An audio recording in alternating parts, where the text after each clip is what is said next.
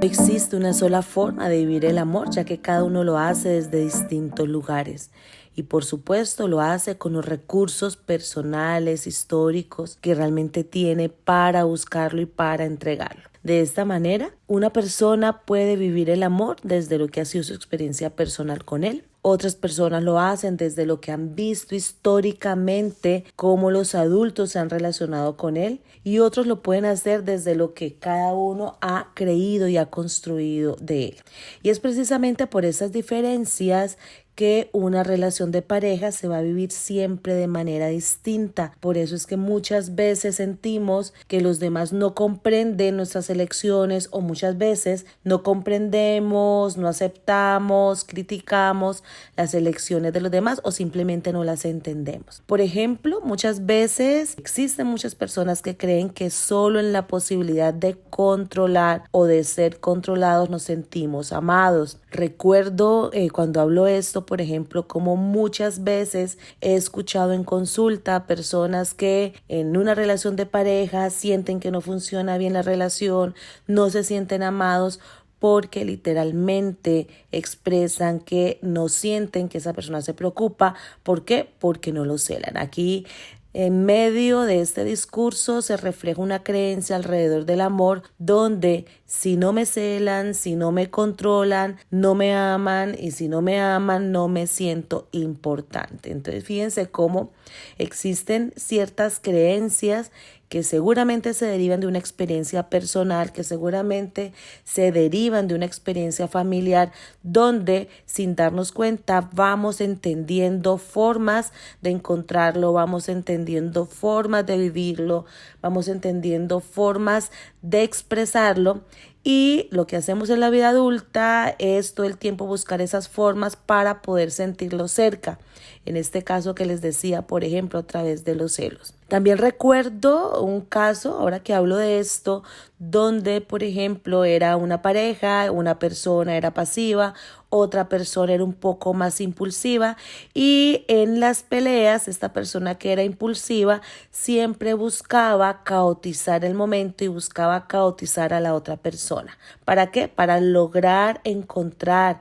en esta persona una persona igual agresivo o igual agresiva que él o que ella. Era un caso, por ejemplo, donde el motivo de consulta precisamente fue ese, ¿no? Y era un poco, yo siento que aquí no resolvemos los problemas, y cuando yo indago un poco alrededor de ese motivo de consulta, me doy cuenta que no tanto era resolver los problemas, sino que era discutir los problemas. Esta persona que quería, de alguna manera, claro, con un perfil y con una historia de maltrato en su familia, lo que buscaba siempre era solucionar, en este caso solucionar, entre comillas, el problema a través de la discusión, a través de la agresividad, a través del maltrato físico. ¿Qué pasaba? Pasaba que se encontraba con una persona que por su historia era una persona pasiva, era una persona que no discutía, era una persona que, claro, no tiene dentro de su origen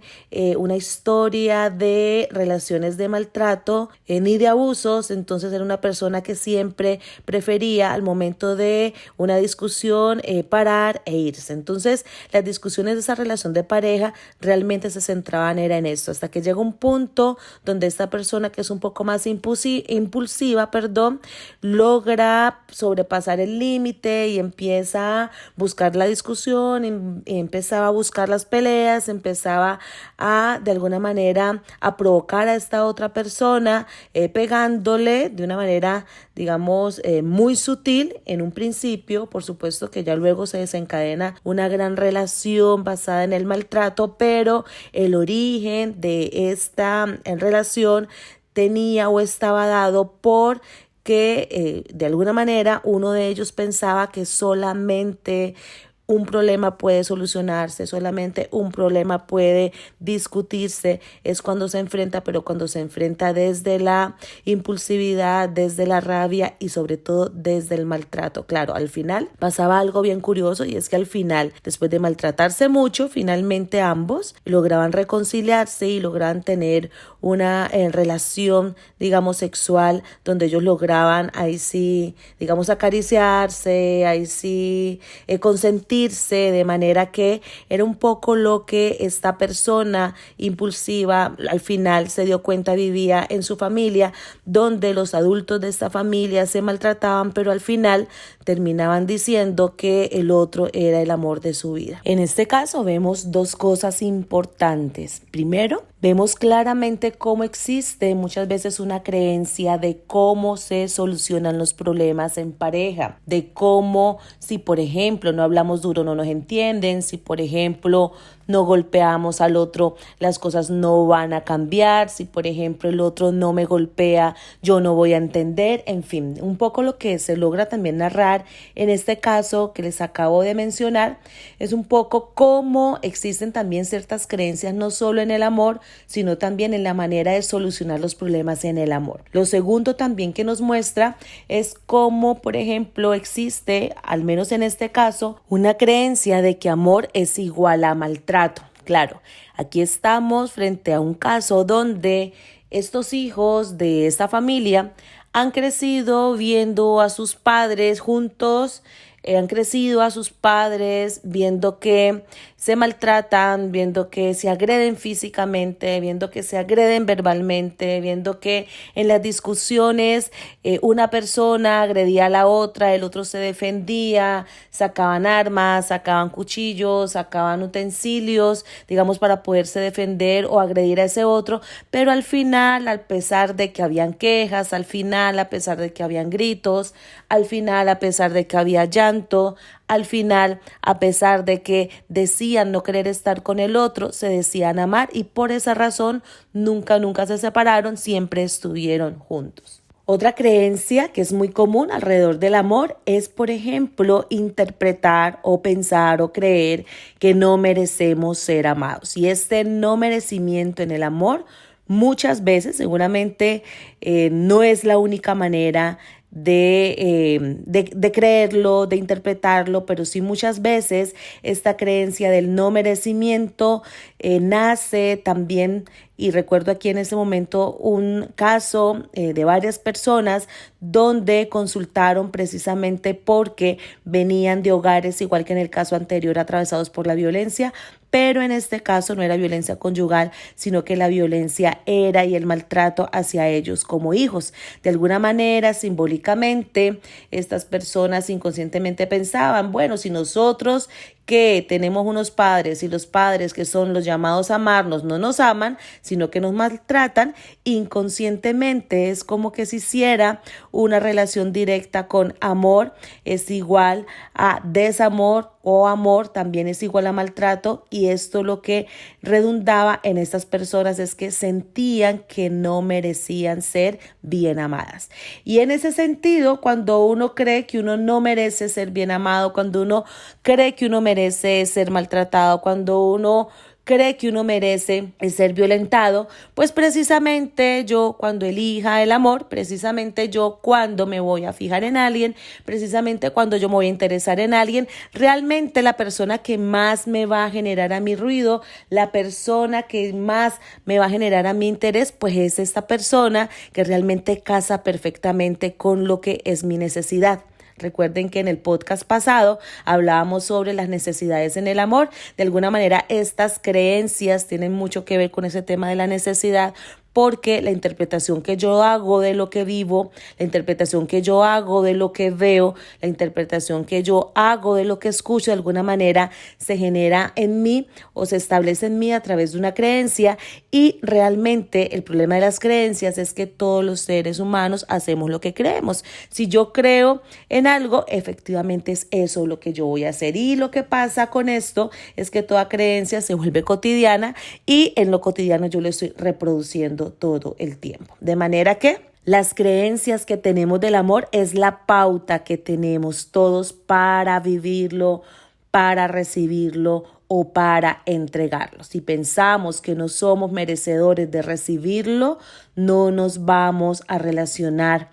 desde ese lugar, desde la apertura de recibirlo. Si pensamos que no somos merecedores de recibir un buen amor, vamos a relacionarnos defendiéndonos de él, y aunque tengamos una ilusión de tenerlo, siempre vamos a rechazarlo o de alguna manera pasa que no lo vamos a ver. Si hemos creído por nuestra historia que amor es igual a desamor, eso es lo que buscaremos. Si hemos creído que amor es igual a engaño, eso es lo que vamos a buscar. Si hemos creído que amor es igual a fragilidad, vulnerabilidad y yo no puedo ser vulnerable, pues de esa manera yo también lo voy a vivir. De manera que aquí es muy importante tener presente, o bueno, que seamos conscientes de cuáles son nuestras creencias alrededor del amor. Porque si tenemos unas creencias que van en busca de un amor que represente sufrimiento, un amor que represente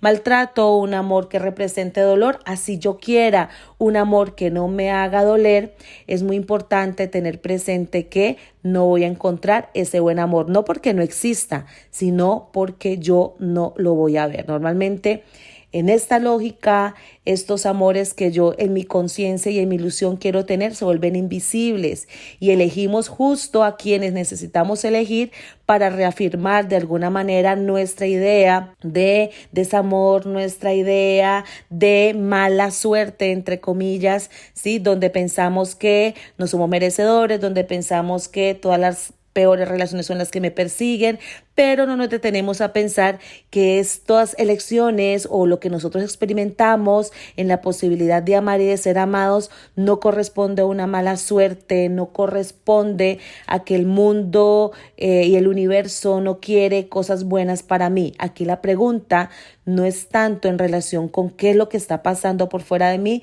sino qué es lo que está pasando internamente, qué es lo que está pasando dentro de mí que me hace elegir seguramente lo mismo, que me hace elegir vivir el amor de esta manera que yo realmente no quiero vivirlo, y mientras no trabaje alrededor de esta respuesta personal e interior, realmente nos quedaremos en una posición de frustración porque no elegiremos algo distinto así nosotros queramos elegir algo distinto para nuestra vida. Bueno, hemos llegado al final de este podcast. Recuerda que estamos en el 4º capítulo de la serie de ¿Por qué dolemos en el amor? Espera la próxima semana el último tema de este maravilloso capítulo que tratará sobre el miedo a ser amado. Un fuerte abrazo, nos vemos la próxima semana.